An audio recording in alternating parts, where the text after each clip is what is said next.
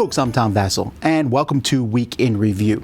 This is where we go back into the last week and tell you a little bit about the reviews that we did and, what we think of them. And if you want to know more, you can click the links in the description for more information on that. So we're going to start off just by mentioning that this past week we took several days off because we should do that once in a while over the course of the year. So there's not as many reviews as there are previous week, but there's still some pretty cool stuff. Let's get into it. Hey everybody, Zee Garcia here. So last week we put out a new Best of the Month, actually covering Best of March and Best of April, combined those up. And then I did a couple of reviews as well. So I reviewed a sort of roll and move tile grabbing game called Kartel from Reiner Knizia, of all people, very well-known designer, and I really did not like it. I rate this a 3 out of 10. I think it's supposed to be a kid's game, but it's got a theme about mobsters and bribing people. It was very forgettable. The component quality wasn't necessarily anything exciting. The whole thing was truly the kind of game that is meant to fall through the cracks, and so I think it will. So, again, that's Kartel. And then I reviewed Sorcerer. This is the latest card game from White Wizard Games. I rate this a 7.5 out of 10.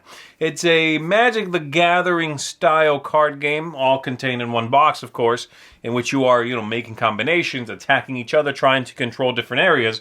But it also has a smash-up idea of you combining different parts of a deck of cards, shuffling that, and then using that as your deck. It's neat. I like it. It's got a really dark theme, and it has the second part of every turn is sort of a dice chucking aspect to it that could be a little long and drawn out. But overall, I thought it was a very well put together, finalized game. And so it gets a thumbs up from me. That's Sorcerer. And that's it for me, everybody. I will see you on the next one. Hey folks, welcome back to another Week in Review. Did 3 videos for you this week. The first one was a first impressions video of Yukon and Doomseeker. Yukon is from A Games and Doomseeker is from Ninja Division. You can go check that out and see what my first impressions are. I've only played each of them once, so I do need to get them to the table a couple more times at least. So, but we're in the process, you know what I'm saying? So check out that video if you want to know more. Also did 2 reviews. One of them is for a game called The Rise and Fall of Anvalor. Now this is from WizKids, and it has the Warhammer Age of Sigmar theme wrapped around it. You're basically protecting the city of Anvalor from an invading horde of orcs or chaos dudes or Skaven. And so it's pretty cool. I gave it a 7 out of 10. I did enjoy it. There were a couple of nitpicky things. Not really nitpicky things. Anyway, you can check out the review and see what my full thoughts on it, but 7 out of 10 for that one. And then I also did a review for Star Wars Outer Rim, the new Star Wars game from Fantasy Flight, and I gave this one an 8 out of 10, and it probably could have been more, if not for a couple of disappointments, I guess you could say. But I did enjoy the game. It has a really strong Star Wars-y feel to it as you fly around and deliver goods and contraband and interact with different character personalities from the Star Wars universe. So I did enjoy it. 8 out of 10. Go check that one out as well. And that's it from me. We'll see you guys and gals on the flip side. Okay, so for me, first of all, Ghosts of the Moor. Now this is kind of a reworking of That's Life, and I found it to be just the component quality doesn't really support the moving pieces around. The theme is kind of there, and there's some interesting ideas, but it felt too complex, honestly, for how simple the game is.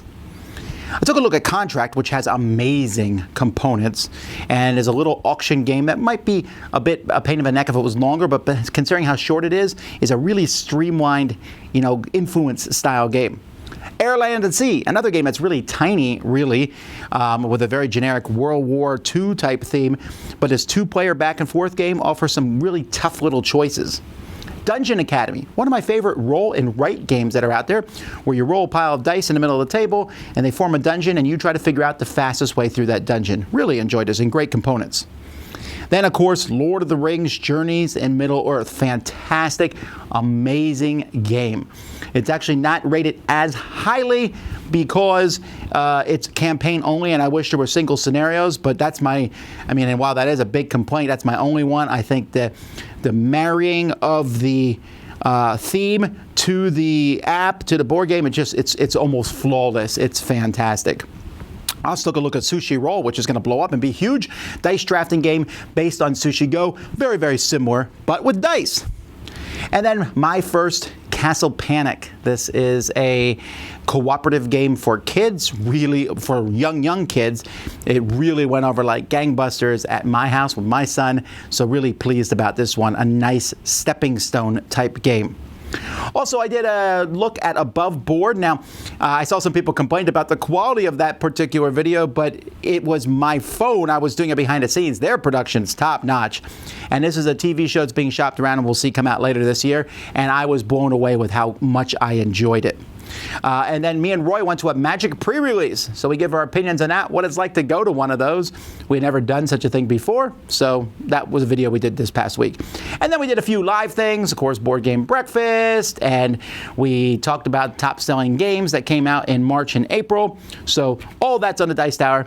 Until next time, though, I'm Tom Vasel, and you've been watching Week in Review. See you later.